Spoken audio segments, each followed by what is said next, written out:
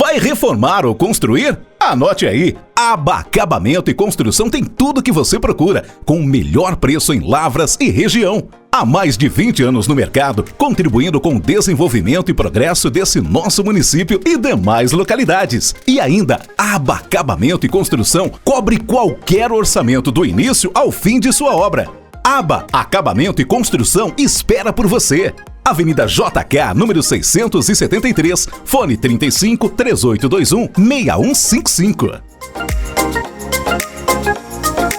Academia Cross Experience. Treinamento funcional. Resultados rápidos focados no emagrecimento e melhora do condicionamento físico.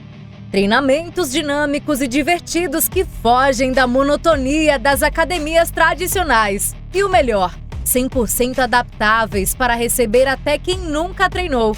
Quem faz o treino que funciona realmente se apaixona. Conheça a Cross Experience. Avenida Doutor Silvio Menicucci, 1920, próximo ao Lavras Shopping. O Laboratório Santa Cecília está cada vez mais perto de você. São 14 unidades de coleta para melhor lhe atender, sendo 8 unidades em Lavras, uma em Bom Sucesso, Carrancas, Itutinga, Nazareno, Perdões e agora também com uma nova unidade em Coqueiral. O laboratório também conta com uma unidade móvel atendendo as cidades de Tumirim, Ibituruna, Ijaci, Ingaí, Luminárias, Macuco, Rosário e Ribeirão Vermelho. E se preferir, pode realizar sua coleta em casa. Basta realizar o agendamento pelo WhatsApp 35 9 88 26 91 71 ou em uma das unidades. Laboratório Santa Cecília, há mais de 50 anos cuidando da sua saúde. Quer uma dica na hora de abastecer? Alto Posto Marçal, o lugar certo para você que exige bons preços, combustíveis e produtos de qualidade, além daquele atendimento diferenciado. 2 unidades em Lavras, Rua Pedro Gomide do Nascimento, no bairro Chacrinha e na Avenida Vaz Monteiro, na zona norte da cidade. Alto Posto Marçal, também em Ribeirão Vermelho, no bairro Ranchação. Gente nossa servindo nossa gente com combustíveis de qualidade e confiabilidade. Ser associado ao sistema Pax Carvalho só traz vantagens para você e sua família. Descontos de até 70% em serviços ou produtos. E também empréstimos por até 90 dias de aparelhos de apoio ortopédico. Fazendo o plano Pax Carvalho significa estar à frente dos acontecimentos reais que a vida nos traz. Nos detalhes, a Pax Carvalho faz a diferença. Pax Carvalho, tradição que gerou confiança. Em Lavras 3822 4050, Rua Otacílio Negrão de Lima, 105. Santa Efigênia, solução em concretos e serviços de alta qualidade. Possui atualmente 5 usinas de concreto situadas em Lavras e região. Com uma equipe qualificada e equipamentos modernos, a Santa Efigênia fornece concreto pronto para sua construção ou reforma, em obras residenciais, comerciais, industriais ou infraestruturais. Referência no segmento de concreto usinado. Garantia de segurança e excelência em projetos de construção, só com a Santa Efigênia Concreto. Telefone 35 3822 7211.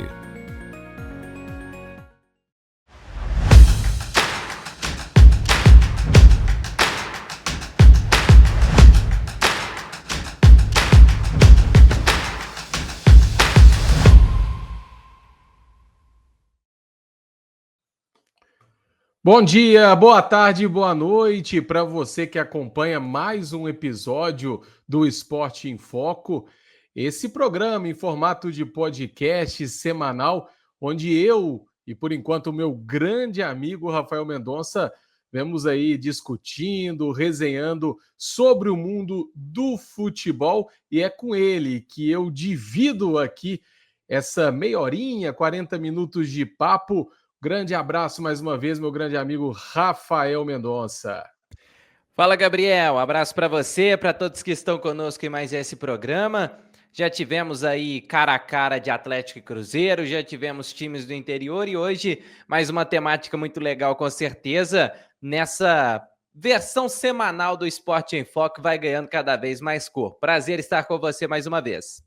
Prazer é todo meu, Rafa. E lembrando a todo mundo aí para se inscrever no canal do Lavras TV, compartilhar, dar o joinha também, que é muito importante para a gente. E lembrando que esse programa também está disponível lá no Spotify, para quando tiver ali, né, lavando aquela louça, dando aquela corridinha, sempre uma pedida muito interessante. Rafa, 2025 começando, a gente já vem falando, hoje, dia 29/1, provavelmente quem vai escutar, né, esse podcast já vai estar à frente no tempo, mas o Atlético entrando com um time titular pela primeira vez na temporada, valendo 3 pontos contra o América Mineiro, o Cruzeiro começando aí já com um técnico, né, caindo nas primeiras partidas do ano. Como que começa esse futebol mineiro para Atlético e Cruzeiro e essas pretensões depois dessas 3 primeiras rodadas no Campeonato Brasileiro? Talvez o time que se esperava mais começa o ano sob mais desconfiança, né? Sob maior desconfiança, que é o Cruzeiro. O Cruzeiro foi ativo no mercado, trouxe jogadores de muito nome. É bem verdade que nem todos eles, ou a maior parte deles, estavam vivendo o auge de suas carreiras, mas ainda assim são jogadores de um nível técnico alto, nos quais se esperam bastante. E o Cruzeiro não consegue desempenhar um bom papel nas primeiras rodadas do Campeonato Mineiro. Fernando Diniz cai com apenas 3 rodadas de estadual, que já mostra uma baita falta de convicção da diretoria quando manteve o treinador no fim do ano passado.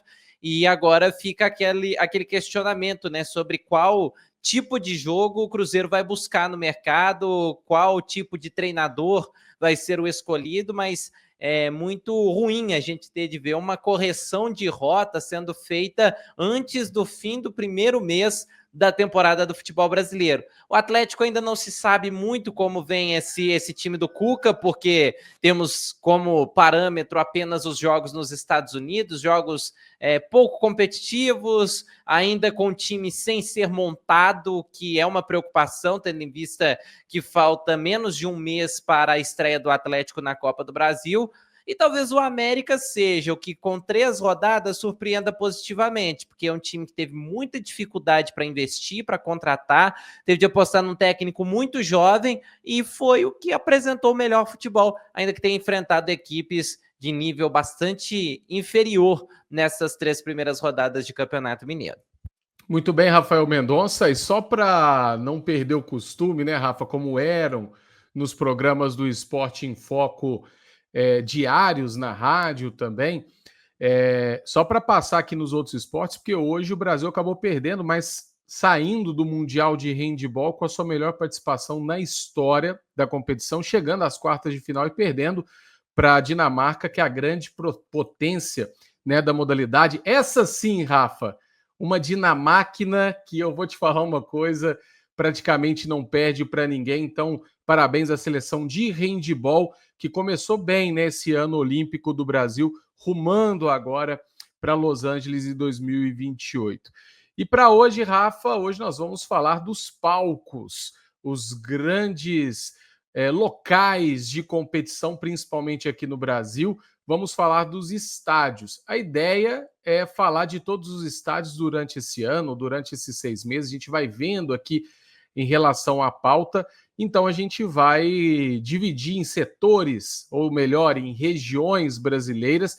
E hoje vamos falar dos estádios do Sudeste e vamos categorizá-los, Rafa. E aí, depois, no final, os melhores de cada região vão disputar um nacional para a gente entender quais são os melhores estádios, mas não em questão somente de beleza, questão somente de qualidade de campo, mas sim uma questão mais ampla, uma questão histórica, uma questão de peso, de importância, né? E lembrando que nós temos aqui uma lista vasta e, obviamente, até por conta do tempo, a gente vai esquecer de muitos deles. Então, hoje, com os estádios aqui do Sudeste, Rafael, a gente vai categorizá-los em lendários, né, os 3 melhores e os 3 somente ali em lendários. O que tem muita história, mas que falta aquela pitadinha para ser realmente lendário. Certa tradição, legais e aquela última categoria aqui, mas que eu já digo, Rafa, o Brasil é um país muito rico, né, historicamente no futebol, então é até um roubo na lista, porque não tem nenhum estádio aqui que não tenha relevância, que não tenha sua história. Todos os estádios aqui são estádios que estão na minha lista para eu poder conhecer também, porque são construções, são monumentos realmente do futebol brasileiro e que são muito importantes com toda certeza. Mas aqui na nossa brincadeira, a gente vai falar um pouquinho de cada um e vamos começar. Rafa, só lembrando aqui da regrinha, são 3 em cada, obrigatoriamente somente 3 no lendário, 3 no e 3 em cada uma dessas. Muita história, certa tradição e legais. Uma dessas 4 categorias para baixo, muita história até a categoria pode ter 4, em uma delas pode ter 4 estádios. Lendários, somente 3. Tá? Então é 3 em cada uma categoria fica com 4 para a gente começar essa brincadeira.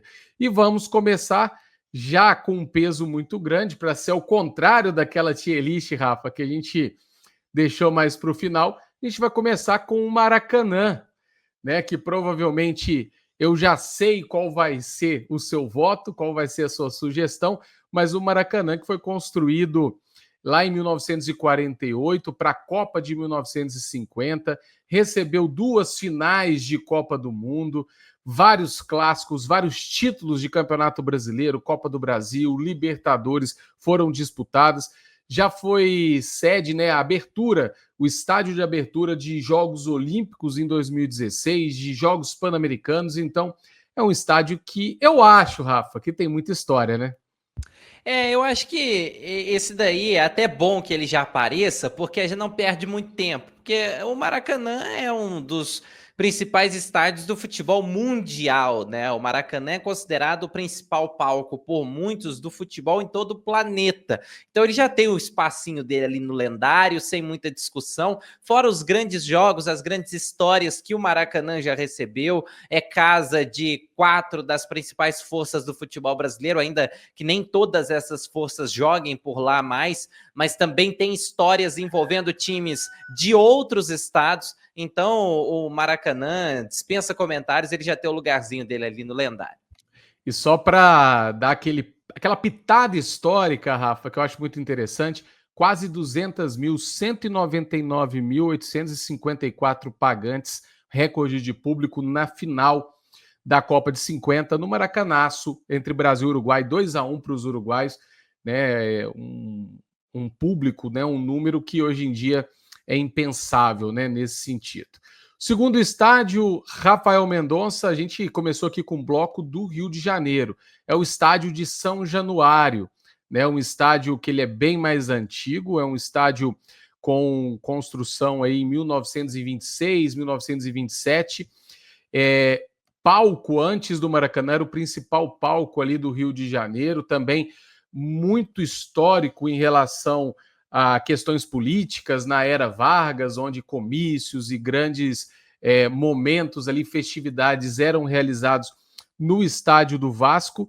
Ele tem hoje capacidade para 20 mil, cerca de 20 mil pessoas, mas o seu recorde de público, 40 mil pessoas lá em 78, um jogo contra o Londrina, que o Londrina venceu por 2-0. Rafa?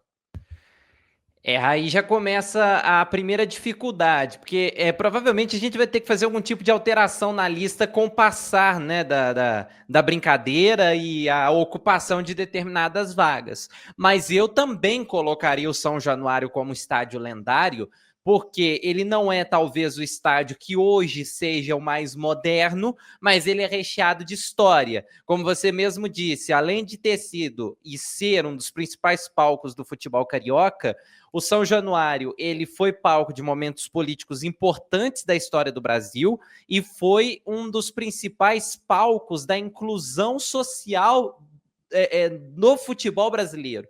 Então o Vasco, ele é um dos pioneiros na inclusão dos negros no futebol, nessa mobilização social que o futebol se tornou, em que ele é atualmente, muito tem desse papel do Vasco da Gama e do que acontecia no São Januário. Então o São Januário, para mim, entra também em um dos estádios lendários do futebol brasileiro.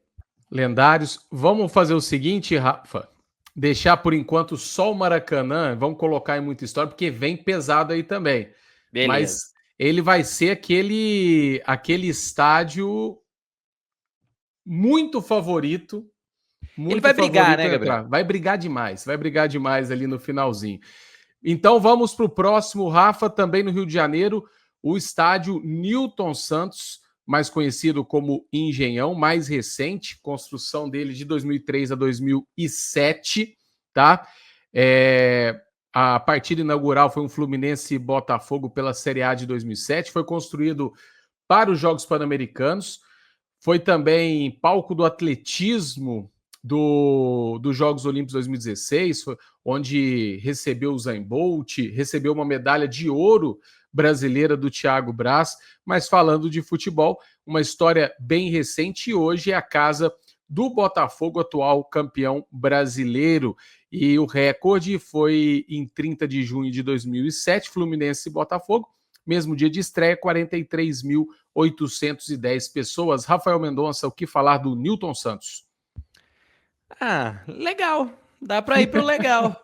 Porque, assim, com todo respeito ao Newton Santos, eu torcedor do Botafogo, que com certeza tem um carinho muito grande. Eu já fui ao Newton Santos e é um estádio bonito, é um estádio aconchegante, mas ele, quando a gente compara com os outros que estão aí nessa lista, ele ainda tem uma história a ser construída. E qual que é o grande feito que aconteceu no Newton Santos? Até por conta do Botafogo ter jogado em alguns momentos em má fase no Newton Santos, e a boa fase ter acontecido apenas recentemente. O Newton Santos até foi a casa de todos os times cariocas durante as reformas do Maracanã para a Copa de 2014, mas ainda assim não tem nada muito impactante. Se a gente colocar o Maracanã do lado do Newton Santos, os dois não cabem nem na mesma conversa. Então, pelo fato de alguns estádios recentes também restarem nessa lista, eu, por enquanto, coloco o Newton Santos no legal, mas com a possibilidade até dele cair mais uma casa.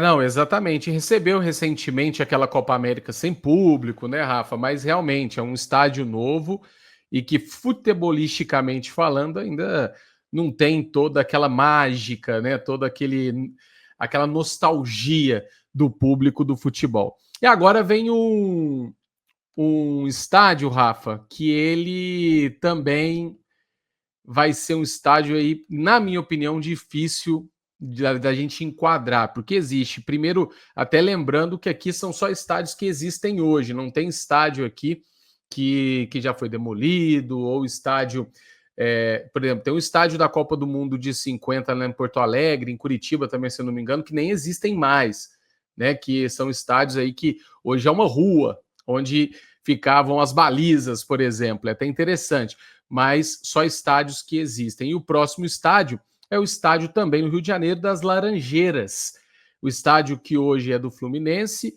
O Fluminense treinou por muito tempo lá, hoje treina, acho que lá para o lado da Barra da Tijuca, mas Laranjeiras, que recebeu vários jogos do Fluminense até ali a década, começo dos anos 2000, e é um estádio que tem muita história, principalmente falando, Rafa, no início do futebol profissional aqui no Brasil, lá na década de 20, onde recebeu sul-americanos, recebeu muitas vezes a seleção brasileira, né? E até, por exemplo, até em outras modalidades. O voleibol tem muito a ver também, foi os primeiros jogos de voleibol no Brasil, foram realizados ali em Laranjeiras também, é bem interessante isso. A Laranjeiras, que foi inaugurada em 1919, numa partida entre Brasil e Chile, 6-0, recorde de público, 25.718 pessoas, para um Fluminense e Flamengo, 3-1 para o Fluminense.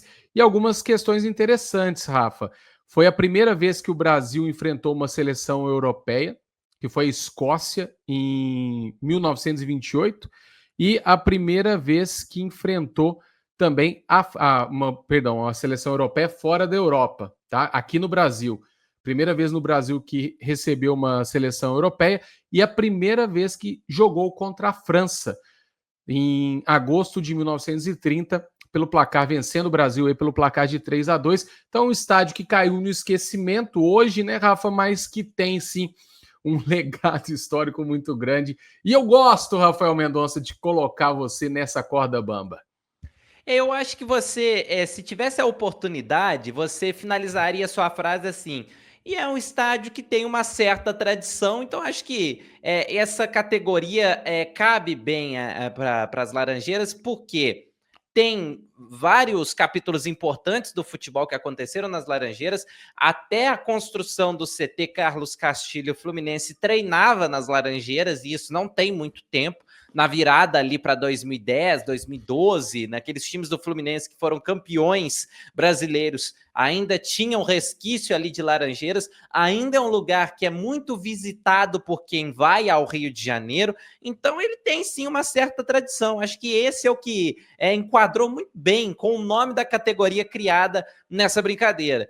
Ele só não está em categorias acima porque ele não é usado mais, né? Então a história que foi construída ali nas Laranjeiras, ela teve um período e ela foi pausada, mas tem sim tradição e é um lugar muito visitado, é um lugar que foi palco de momentos importantes, então acho que cabe ali no certa tradição. E talvez em algum momento caia até para o legal, né? Se realmente não tiver nenhuma revitalização, nenhuma outra forma de ser utilizado, mas não deixa de ser um lugar muito tradicional e muito visitado no Rio de Janeiro.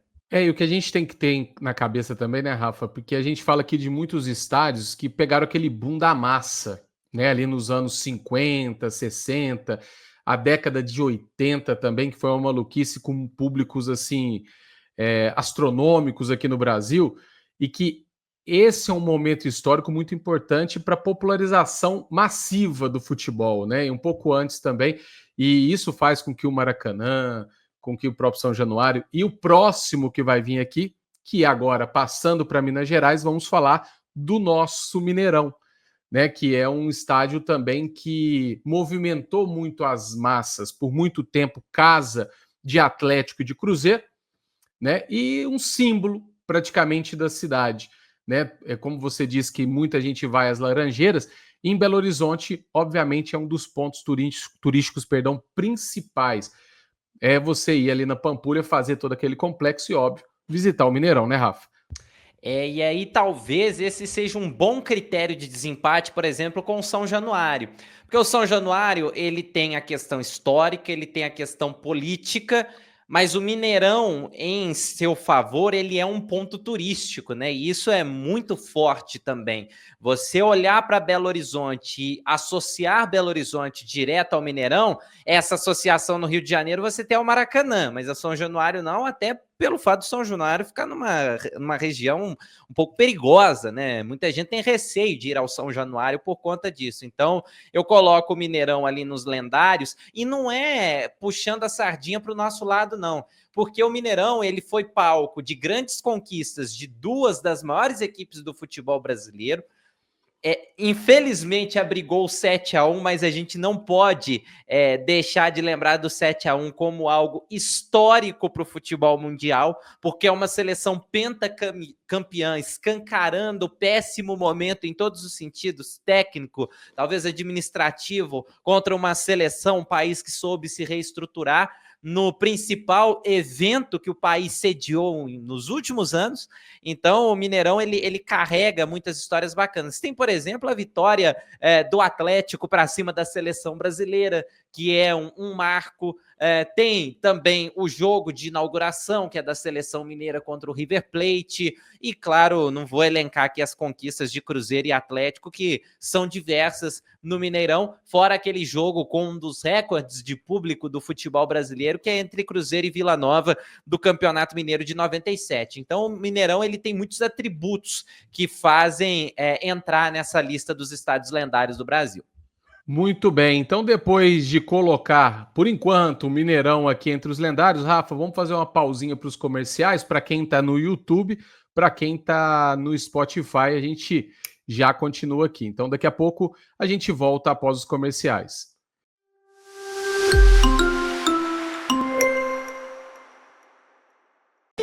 Ao escolher o Frango Santana, você tem a certeza de uma ótima procedência. Seus produtos são elaborados por meio de um rígido controle de qualidade, cumprindo rigorosamente as condições higiênicas e sanitárias, proporcionando maior confiança, excelência em sabor e qualidade na mesa de seus consumidores. Frango Santana, qualidade que dá gosto. Quer Quer mais saúde e qualidade de vida no seu dia a dia? Então vem pra GoFit Academia. Estrutura completa e um timaço de professores à sua disposição. E o melhor, tudo isso por apenas R$ 80 por mês. A GoFit Academia espera por você na Associação Atlética Ferroviária. Rua Doutor Samuel Gamon, 182, no bairro Esplanada. Telefone 3821-2022.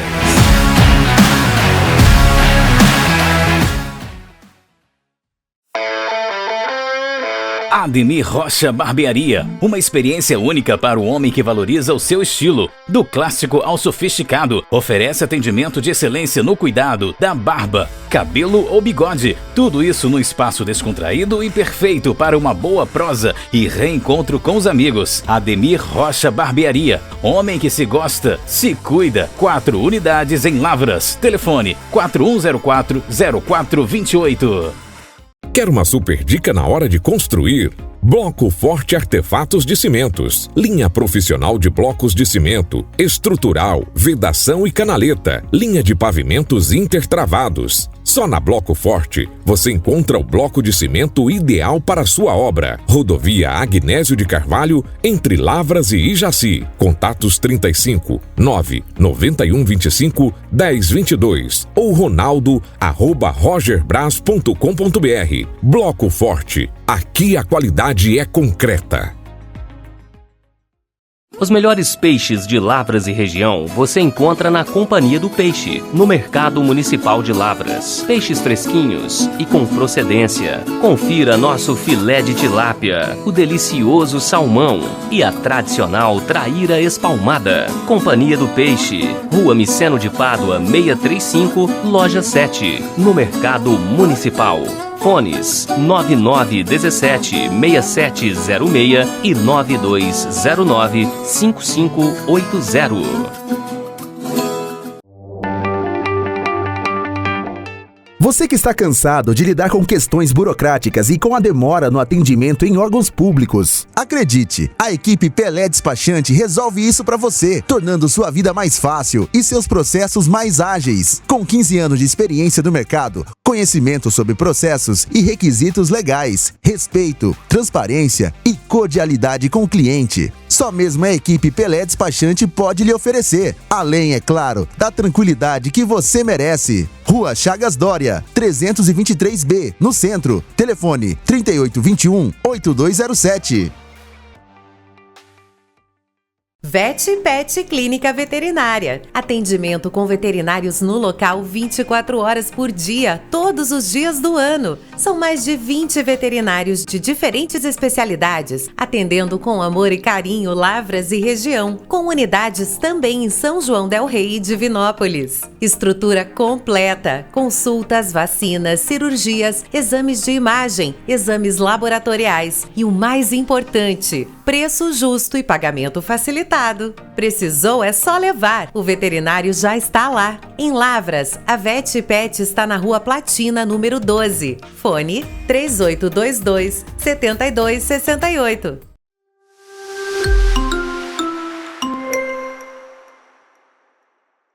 E de volta aqui no Esporte em Foco, falando dos estádios mais importantes, com mais história aqui no Sudeste. Continuando em Minas Gerais, Rafa, a gente vai falar da Arena Independência, que é um estádio mais antigo que o próprio Mineirão. Foi construído para abrigar a Copa do Mundo de 1950 e um jogo muito emblemático, né, que foi a derrota da seleção da Inglaterra por 1-0 para os Estados Unidos. Tem até filme, né, desse jogo, algo bem interessante mesmo.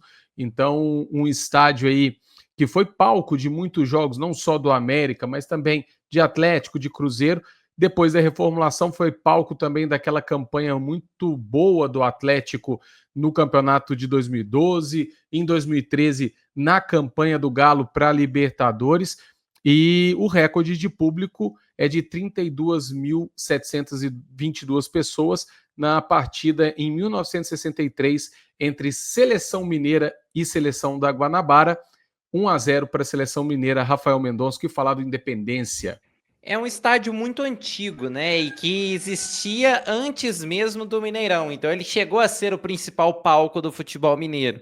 Eu vou enquadrar no certa tradição, porque o Independência ele tem sim a sua tradição, tem sim a sua história. Depois talvez a gente até releve e analise de novo o local para onde o Independência será realocado nessa brincadeira toda. Mas ele tem ali seus altos e baixos, né? Tem momentos em que o Independência é muito utilizado, depois ele dá uma sumida. A época em que o América chega a cair para a Série C, o Independência fica muito sumido. Tem um processo de reforma, depois ele vira uma arena. Então é um estádio que foi passando por adaptações ao longo do tempo, mas tem ali uma certa tradição. Então dá para a gente deixar nesse aí por enquanto, e dependendo, né? Talvez a gente tenha que realocar com o que vier pela frente. E vamos ficar à vontade, viu, Rafa, para realocar tranquilamente aqui, e é isso mesmo, Independência, que muitas vezes é esquecido aqui, até pela grandeza do Mineirão, mas tem uma história muito bacana, né, nesse sentido, e boas partidas, bons momentos nesse sentido também, que precisa da gente ter essa atenção especial. Agora a gente vai para o mais novo estádio aqui de Minas Gerais, que é a Arena MRV. Foi inaugurada no ano de 2023, Atlético e Santos, 2-0, com 2 gols do Paulinho. Já recebeu aí jogos de Libertadores, Campeonato Brasileiro, uma final de Copa do Brasil vencida pelo Flamengo.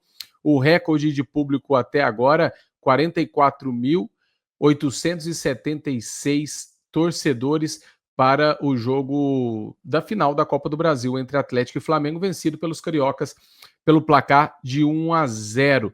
Rafa, antes de você fazer seu voto, só uma coisa assim, eu acho muito legal a Arena do Galo, eu acho um estádio muito bonito por fora, eu não tive ainda o prazer, como você já teve, de conhecer, mas eu te juro, eu havia, agora trazendo uma chiqueza aqui, eu já havia visitado Milão, e lá eu fui até o San Siro, e o San Siro é muito legal de conhecer, porque metade do estádio, até embaixo nos vestiários, é todo pintado de vermelho e preto, com as cores do Milan, todo temático do Milan. Do outro lado você anda, é todo de azul e preto, as cores da Internazionale.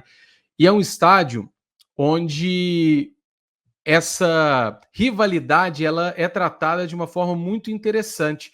E os dois times da cidade, eles conseguem ali trabalhar muito bem em um mesmo cenário, perdão. E eu fiquei muito receoso, muito triste disso não acontecer aqui em Minas Gerais, nenhum Mineirão, que é um símbolo da cidade, né? Atlético e Cruzeiro conseguissem, de certa forma, ali depois da Copa de 2014, pegarem o Mineirão para sua administração, com algum tipo de parceria ali público-privada, porque eu acho que o Mineirão é um símbolo tanto para torcedores do Atlético, para torcedores do Cruzeiro e também para Minas Gerais como um todo, né, Rafa? O Mineirão, ele é um ícone do estado.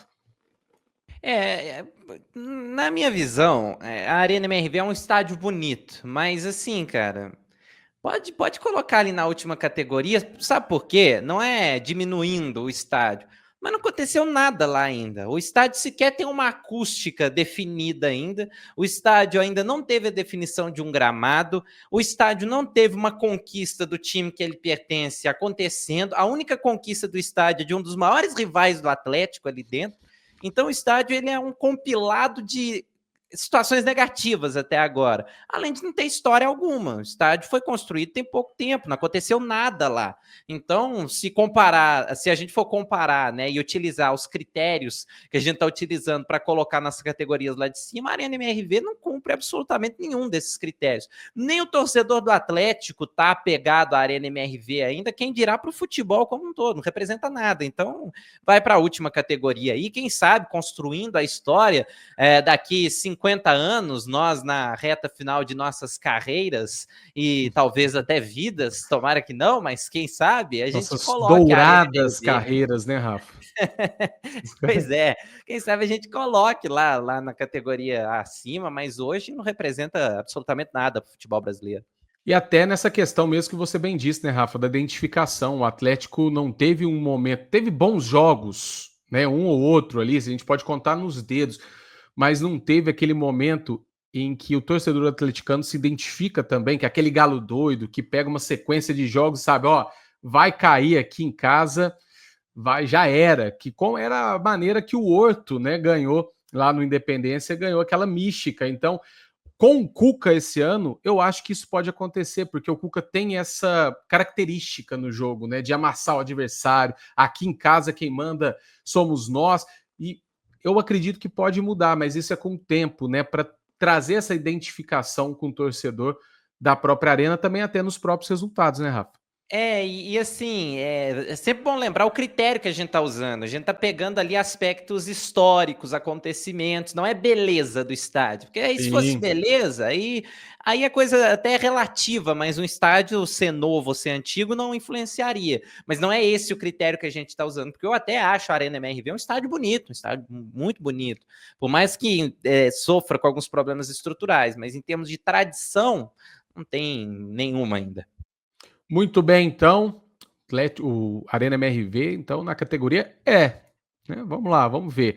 E agora, o único representante, mudando de estado, o único representante do Espírito Santo, lá na cidade de Cariacica, que fica o estádio Kleber Andrade, para 21 mil pessoas. Ele que foi inaugurado em 1983, com um jogo entre Rio Branco e Guarapari, 3-2 para o Rio Branco. Rafa, esse jogo aí, com certeza, você lembra, né? Cara, eu acho que é mais um candidato para o nosso porque é um estádio bonito, né? É legal para o Espírito Santo ter um estádio que tem já passou por algumas reformas, é um estádio que tem uma certa modernização, mas os próprios times do Espírito Santo nem todos jogam lá por conta de não ter uma equipe tradicional no estado, ou pelo menos tradicional a nível nacional, né? Ali para a região até que tem as suas equipes, mas muitos times jogam em estádios menores por conta do custo operacional, então é um estádio assim, passa batido, por melhor que seja, por mais bonito que seja, mas passa batido. Esse é até um roubo na lista, porque fica fácil, dentre grandes palcos, de se classificar. Agora, um estádio relativamente novo também, Rafa, que é a Neoquímica Arena, estádio do Corinthians, construída para a Copa de 2014. Já recebeu aí grandes jogos da seleção brasileira, jogos de Copa do Mundo também, abertura da Copa de 2014, tem como recorde de público o jogo entre Argentina e Holanda pela semifinal da Copa, com 63.267 pessoas. Lembrando que tinham arquibancadas provisórias naquela época, mas mais um estádio que são 11 anos atrás, que já está na nossa cabeça, né, Rafa? Já entrou, é aquilo que você falou da Arena do Galo, a Arena do Corinthians já está na nossa cabeça como um dos grandes palcos. Sim, e você citou aí feitos relevantes do esporte acontecendo por lá, que é uma abertura de Copa do Mundo, uma semifinal de Copa do Mundo muito emblemática entre Argentina e Holanda, e é o estádio que tem uma representatividade grande, porque é um estádio numa área de São Paulo que não é nobre, diferentemente de muitas áreas que recebem os principais estádios de São Paulo, não é uma área nobre, é na Zona Leste, e você ter um estádio de um clube tão popular como é o Corinthians numa Zona Leste é um fato importante do ponto de vista socioeconômico também. Então, é um estádio próprio de um time que tem uma das maiores torcidas do Brasil. Então, tem esse ponto que é importante a gente ressaltar. Claro, os preços praticados na arena aí já é uma outra questão, eles não condizem necessariamente com o público que está ali no entorno da Arena Corinthians, mas ele sim tem essa questão social que é importante, onde o estádio foi construído, o fato de ter um estádio numa região que não é tão nobre, e também os títulos que o Corinthians ganhou por lá, né? O Corinthians tem tem 2 campeonatos brasileiros jogando lá, campanhas importantes de Copa do Brasil, e já há essa identificação do torcedor corintiano com o estádio. Eu só não coloco no certa tradição, porque para ganhar uma tradição, leva um pouco mais de tempo, né? O torcedor do Corinthians tem ainda na mente a principal conquista, talvez a Libertadores 2012. Essa conquista foi aonde? Foi no Pacaembu, não foi na Arena ainda. Então, a Arena Corinthians, ela tem sim identidade, ela tem sim representatividade, mas é um estádio relativamente recente que ainda está construindo sua história. Uma história bacana até agora, mas vai construindo. Então, acho que ficar ali no Legais já é um bom capítulo. E se tivesse um critério de desempate dentro do Legais, eu acho que ela até já ultrapassou o Newton Santos. Exatamente. E depois do seu discurso, Rafa, eu já estava até puxando aqui para o certa tradição, no mínimo, para a gente ter noção como é forte essa lista, né? Como temos vários estádios aqui, não tem como. A gente categorizando, fazendo essa brincadeira aqui, vai ser dessa forma mesmo, né, Rafa? Não, e tem mais, Gabriel. O pessoal não tem muita noção disso, mas normalmente você, até para brincadeira ficar mais legal, você me entrega o tema de surpresa. Então, assim, eu não sei quais os estádios foram escolhidos. Então, eu tô tentando puxar na minha cabeça quais de São Paulo virão pela frente, para depois, para eu tentar ali distribuir de maneira prévia. Então, talvez se tivéssemos menos estádios, até subiria Itaquera, mas pensando nos que estão por vir, eu preferi deixar ali nos legais. É a parte estratégica de se montar uma tier list, né, Rafa? É isso aí. E agora, continuando, né, porque os próximos são de São Paulo. São Paulo tem até mais estádios. A gente vai falar do Allianz Parque, estádio do Palmeiras. E aí, Rafa, até com a pesquisa que para levantar aqui os estádios, não podemos ter como referência o Parque Antártica, porque são estádios diferentes, tá? Então, até na pesquisa aqui, a pesquisa ela é separada, o fato histórico separado. Então, é o Allianz Parque, o novo estádio. Porque se a gente fosse tomar o Parque Antártica, a conversa seria outra, obviamente, com tudo que já foi construído, né, naquele ano, por exemplo, a Libertadores do Palmeiras, vários jogos emblemáticos e tudo mais. Mas o Allianz Parque, que teve a sua inauguração em 2014, o gol inaugural foi do Ananias, até que perdeu a vida, né, no voo da Chapecoense em 2016. Recorde de público, 41.457 pessoas. Um jogo entre Palmeiras e Corinthians, 2-1 para o Palmeiras em 2023. Rafael, o novo estádio do Palmeiras, o Allianz Parque.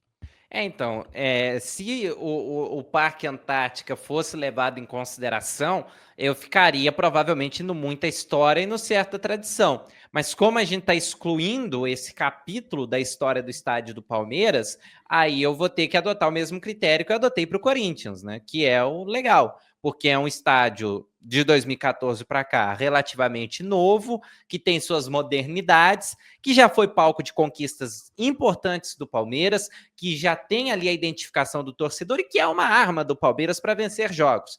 Então eu coloco ali no legais, só não subo por conta da inauguração, que não é tão antiga, né? E de não ter participado de outros capítulos importantes, tanto da história do Palmeiras quanto da história do futebol.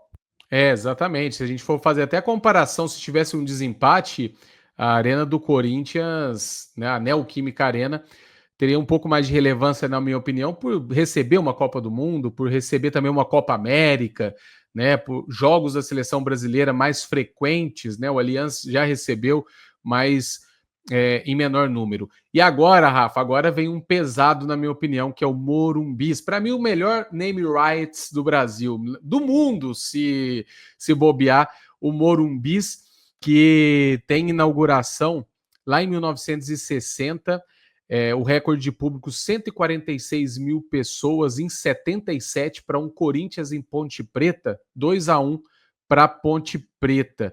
O estádio Cícero Pompeu de Toledo, que é a casa do São Paulo, mas por muito tempo abrigou os grandes de São Paulo para os grandes jogos. Então, a gente não cansava de ver jogos de Libertadores naquela fase final do próprio Palmeiras, do Corinthians, né? São vários jogos, Rafa. Se eu ficar aqui, eu vou me perder e a gente vai ainda, tempo afora, ficar falando. Mas o Morumbis, na sua humilde opinião, é muita história, é lendário ou é certa tradição? Cara, eu tô até fazendo uma pesquisa bem rápida aqui. se por um acaso o Paulista de 93 do Palmeiras foi decidido também no Morumbis, porque na época Morumbi apenas, né, não tinha esse jogo do name right que temos hoje em dia. Mas, cara, e bem que você me alertou sobre o São Januário, né? Porque o Morumbi vai acabar fechando, ao meu ver, a lista dos lendários, justamente por ter abrigado todos os times de São Paulo em épocas de ouro dessas equipes. Antes ali dos times terem condições de mandarem grandes jogos em suas casas, o Morumbi ele era o palco dos grandes jogos. Então tivemos ali não só as grandes conquistas do São Paulo, que é um dos maiores times do Brasil, mas o jejum do Corinthians de 77, ele é encerrado no Morumbi. Os Palmeiras faz grandes jogos, principalmente dos tempos da academia, também no Morumbi. Década de 90, jogos importantes do Palmeiras também acontecendo no Morumbi. Então, é muito tocante porque é o estádio do São Paulo, né? É um estádio que pertence a um grande rival e que mesmo assim foi tão grande e tão bem estruturado que foi casa dos principais rivais do São Paulo, e o torcedor rival não tinha o menor receio ou o menor problema de ir até lá para acompanhar os jogos. Então, o Morumbi ele tem essa história escrita ao longo, principalmente do século passado, com equipes para além do São Paulo. E quando o São Paulo passou a jogar de forma exclusiva no Morumbi, o São Paulo ainda escreveu grandes capítulos da história do futebol ali no Morumbi, né? A gente cita a década de 90 com os títulos da Libertadores, depois em 2005 tem outra Libertadores, tem o tricampeonato brasileiro. O Morumbi foi palco de um tri brasileiro dos pontos corridos, coisa que o São Paulo foi o único a conseguir até hoje. Então é algo muito relevante um estádio ter vivido toda essa história com grandes equipes do futebol. Então eu fecho o Morumbi nessa trinca dos lendários. Além de vários jogos da seleção brasileira e sendo o palco da abertura da Copa América de 2019, né, Rafa? Um Brasil e Bolívia ali, o Brasil de branco. Não esqueço dessa partida. Mas agora, Rafa, e quando eu estava montando a lista, eu estava em dúvida nessas duas para lendário, porque agora vem a Vila Belmiro. E a Vila Belmiro é muito importante porque foi a casa de nada mais, nada menos do que o Rei Pelé. Eu já vou te adicionar meu voto, eu ficaria ainda com o Morumbis por conta da relevância, porque o Pelé, a relevância dele mundialmente é inexplicável, mas a relevância no geral do futebol, jogos de seleção, né, a relevância de mais clubes utilizarem o campo, né, o estádio para grandes momentos do futebol, acho que o Morumbis ele teve mais essa cara do futebol brasileiro como um todo. Mas ser palco das grandes atuações, de grande parte das atuações do Rei Pelé no seu auge, no Santos de Pelé, não é pouca coisa. Lá a Vila Belmiro, também conhecida como Alçapão da Vila, ou a vila mais famosa do mundo, Rafa. Você receber o Pelé no estádio é algo que serve sim como um critério de desempate, até um critério para que o estádio seja o vencedor de uma disputa. Agora, o próprio Pelé, né, o Santos na época do Pelé chegou a levar jogos para o próprio Morumbi, né?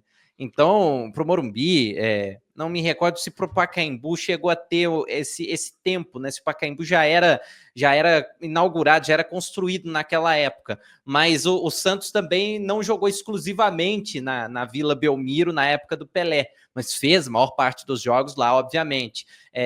Mas grandes feitos da história do próprio Pelé acabam também passando por outros estádios. Por exemplo, o Gol 1000 que aconteceu no Maracanã, né? Então o Maracanã ele tem isso ainda a seu favor, né? Se o Maracanã já era isolado... Por muito pouco, esse gol não sai lá em Salvador contra o Bahia, um negócio assim, e os deuses do futebol, né, Rafa? Não tem como explicar. Exato, e ele jogando ali com a camisa do Santos, né? Então o Maracanã ainda tem esse feito a seu favor. Então o fato assim do Pelé ter a história dele não marcada exclusivamente na Vila Belmiro, mas também na Vila Belmiro, faz com que o estádio tenha, assim, esse orgulho de aqui o Pelé foi formado, mas o Pelé também escreve a história em outros palcos, e a Vila Belmiro muitas vezes foi deixada em segundo plano pelo Santos, principalmente antes da modernização, para que os grandes jogos fossem disputados em São Paulo, capital, né? Então a Vila Belmiro, eu acredito que ela perdeu um pouco dessa força que talvez ela poderia ter, até pelo fato de ter muitos santistas em São Paulo. Então, muitas vezes a gente vê jogos do São Paulo com público ou com ocupação de estádio maior na capital do que em Santos. Então, acho que o fato do Santos também não ter esse pé cravado na Vila Belmiro o tempo todo fazem com que o estádio caia em relação ao Morumbi. Eu sigo ali no Muita História, talvez com um pezinho no Lendários, mas coloco no Muita História por esse sumiço que em alguns momentos a Vila Belmiro deu da história do Santos, que é o clube do rei do futebol. Muito bem. E, Rafa, faltam 4. E é isso mesmo, vai ficar depois com 4, faltam 4 estádios. Vamos fazer um combo aqui então, até por conta do tempo de gravação, porque os próximos estádios são o Canindé, estádio da Portuguesa, que vai até passar por uma reformulação agora, né? O Portuguesa jogou nas últimas semanas aí o seu último jogo no Canindé, que será o Canindé antigo, e agora vamos para o novo Canindé. E temos 2 estádios do interior de São Paulo, que para muitos uma das maiores rivalidades do Brasil. Eu já passeei ali em Campinas, na faixa de Gaza, poucos metros separam Brinco de Ouro da Princesa do Moisés Lucarelli, Rafael Mendonça. Esses 3 estádios, fazendo um combo geral, onde que a gente coloca eles aqui nessa tier list? Olha, o Brinco de Ouro, ele foi palco da única conquista de um time do interior de um campeonato brasileiro, que é o Guarani, né? Então, acho que o Brinco de Ouro, ele cabe ali no certa tradição. A Portuguesa fez jogos importantes no Canindé, e o Canindé foi palco até de times até maiores que a Portuguesa, por ser um estádio da capital, e é um estádio que, de certa forma, é bastante visitado, porque fica ali às margens do Rio Tietê, né? Então, não sei se é um atributo muito bom ficar às margens do Rio Tietê, mas é um lugar que é muito visado, que é muito visitado. Então, eu colocaria também o Canindé no Certa Tradição e deixaria o Moisés Lucarelli no Legais, por falta de espaço no Certa Tradição, porque é um estádio muito tradicional, mas acho que falta à Ponte Preta uma grande conquista para que esse estádio chegasse ao Certa Tradição. A Portuguesa tem uma grande conquista no Canindé? Não tem, mas tem campanhas de vice-campeonato brasileiro, tem campanhas importantes na década de 90, recebeu ali no Canindé o Denner, que para muitos foi um dos melhores jogadores de todos os tempos do Brasil, que teve a carreira interrompida por um acidente, e vários outros atletas de nome que a Portuguesa teve ao longo dos anos. Então acho que fica bem distribuído Brinco de Ouro e Canindé no Certa Tradição e o Moisés Lucarelli no Legais. Agora, Rafa, só um último problema antes do último estádio. A gente vai ter que descer um dos Legais para a categoria E. São Engenhão, Neoquímica Arena, Allianz Parque e Moisés Lucarelli. Mesmo que a gente não ache um estádio E, mas só para a brincadeira ficar ainda mais divertida, eu já tenho meu voto. Vote então, Gabriel. Eu vou de Moisés Lucarelli por toda essa representação que você disse. E se a gente fosse pegar também uma tier list de times em relação à tradição, a própria Ponte Preta não estaria num panteão acima, né, de toda essa forma. É um time legal, um time bacana, né, com certa tradição ali na região de Campinas, do interior de São Paulo, mas também estaria bem abaixo de vários outros times, de várias outras equipes do Brasil. Então, por isso, eu escolheria o Moisés Lucarelli. E você, Rafael Mendonça? Pode descer o Moisés Lucarelli, porque ele não tá no mesmo patamar do Newton Santos, porque o Newton Santos foi palco de Olimpíadas, por mais que não tenha uma história grande, foi palco de Olimpíadas. Neoquímica Arena, palco de Copa do Mundo e Copa América, e Allianz Parque, palco de grandes conquistas do Palmeiras. Então, realmente, o Moisés Lucarelli não dialoga com esse. E agora a última cartada, Rafael. Eu acho que o lugar dele já está separado ali, mas pode ter essa mudança no finalzinho. E, Rafa, é tanta loucura que eu estava fazendo a lista, eu fechei a lista, eu montei a tier list e esqueci desse estádio.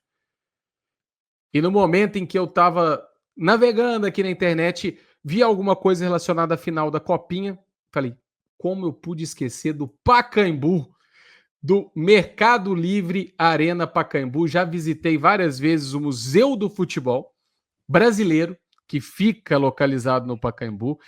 Casa, muitas vezes, do Corinthians, já foi casa também de seleção brasileira, foi estádio de Copa do Mundo em 1950. O Corinthians venceu a Libertadores no estádio municipal. Agora ele passou por uma reformulação. Na grande maioria das vezes também, né, Rafa, é o estádio que fecha a copinha sempre, não tem nenhum jogo nele, só a final, algo bem interessante nesse sentido. É um estádio muito emblemático, né, Rafael Mendonça? Muito emblemático, e às vezes perdia ali a concorrência dos grandes jogos para o Morumbi, talvez pela capacidade do Morumbi, que é maior, né? E depois, mais para o final, né, dessa última aparição do Pacaembu antes da nova concessão, ele ficou muito associado ao Corinthians e às grandes conquistas recentes do Corinthians. Mas grandes times, grandes jogos, e sim, o Pelé jogou no Pacaembu, né? O Pacaembu foi fundado em 1940, então também recebeu o rei do futebol. Santos de Neymar também contra o Peñarol.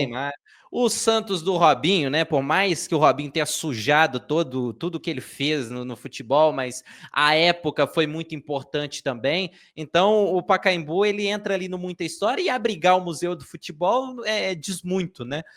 Acho que ele só perde esse desempate para o Morumbi, porque o Morumbi, de fato, recebeu jogos mais importantes que o próprio Pacaembu e mais títulos que o próprio Pacaembu. Sempre que tinha uma decisão, principalmente no século passado, o time levava o jogo para o Morumbi, não para o Pacaembu. Então, o Pacaembu às vezes fazia o serviço sujo e na hora da cereja do bolo o jogo ia para o Morumbi. Então, o Pacaembu tem muita história, é muito tradicional, mas perde ainda no critério de desempate para os três que estão ali nos lendários. Talvez em termos turísticos, que foi um dos critérios que a gente utilizou no Mineirão, ele até seja mais visado que o Morumbi, porque tem o Museu do Futebol ali, né? Mas ele tem um museu, os outros estádios não tem, então ele tem esse diferencial, né? O Mineirão tem até um museu que ele é esporádico, o Maracanã também tem aquele roubo. O Maracanã nem entra nessa conversa também, que ele tá muito disparado em relação aos demais. Mas acho que o Muita História cabe bem ao Pacaembu, principalmente porque nos últimos anos ele parou de ser utilizado, enquanto os outros dois, Mineirão e Morumbi, seguiram na ativa, né? E realmente, eu, por exemplo, já visitei 3 a 4 vezes o Pacaembu. Já levei meus alunos da escola para visitar o Museu do Futebol, uma excursão bem bacana. E no Morumbi eu só fui uma vez, na Copa América, assisti, pasmem, Rafael Mendonça, Colômbia e Catar. Esse foi o jogo. Mas tá vendo? Você foi ao Morumbi para assistir a um jogo oficial de uma competição internacional, para fazer visita com o museu e cumprir a agenda da escola, se for no Pacaembu. Então o Pacaembu sempre fazendo serviço sujo, enquanto o Morumbi fica com a cereja do bolo. Exatamente. E fechando, Rafael, nossa tier list, os 3 lendários classificados para a grande final. O Brasil só fala nisso, hein, Rafael? Nossa final aqui no final do ano. Maracanã, Mineirão e Morumbis, com muita história. São Januário, Vila Belmiro e Pacaembu. Com certa tradição, nós tivemos Laranjeiras, Independência, Brinco de Ouro da Princesa e Canindé. Legais, Newton Santos, Neoquímica Arena e Allianz Parque. Arena MRV, Kleber Andrade e Moisés Lucarelli. De bom tamanho, Rafael? Eu acho que está muito equilibrado. As grandes torcidas, no caso de Botafogo, Corinthians e Palmeiras, vão ficar uma arara com a gente, mas quem acompanhou certinho vai entender bem o critério que a gente utilizou. Esses estádios que estão aí no certa tradição, no caso Canindé, Brinco de Ouro, Independência e qual foi o outro mesmo, ô Gabriel? Canindé, Brinco de Ouro, Independência e Laranjeiras. Laranjeiras, eles não têm hoje a relevância que tem Allianz Parque, que tem Itaquera, mas eles têm uma história muito maior do que esse, porque foram fundados há mais tempo. Daqui a alguns anos, provavelmente a Arena Corinthians e o Allianz Parque estarão à frente desses estádios, porque eles vão abrigar grandes conquistas até de maneira mais imediata que esses. Mas hoje, em 2025, esses estádios eles têm uma história muito mais recente do que esses outros, mesmo que atualmente eles não sejam tão relevantes em termos de jogos importantes que eles recebam. Muito bem, Rafael. Então, mais uma tier list finalizada. A gente vai encerrando o programa por aqui. E mais uma vez, Rafa, muito obrigado por estar aqui comigo em mais um episódio do Esporte em Foco. Semana que vem estaremos de volta para mais uma edição e mais uma loucura aí. Vamos ver o que a gente vai planejar para a próxima semana, Rafael. Valeu, Gabriel. Tamo junto. A gente se encontra semana que vem e veremos, né? Qual polêmica. Se bem que a gente não tem feito tanta polêmica assim, né? Estamos bem alinhados, mas em algum momento acho que ela vai acontecer. Hoje, por exemplo, você já conseguiu fazer eu mudar de opinião, porque eu estava muito caminhando para colocar o São Januário ali no topo, mas você foi bem nessa aí, porque senão a gente ia faltar espaço para o Morumbi ou para o Mineirão e seria uma grande de uma injustiça. E seria uma grande injustiça. Então, para essa audiência que quer polêmica, semana que vem, Atlético ou Cruzeiro, quem é maior? Rafael, um grande abraço para você, para todo mundo também que acompanhou aqui o Esporte em Foco semanal, essa nova versão do programa. E vamos que vamos, né? Até o final do ano aí com vários assuntos, várias polêmicas e muita resenha, é claro. Um grande abraço a todos, até a próxima semana. Tchau, tchau!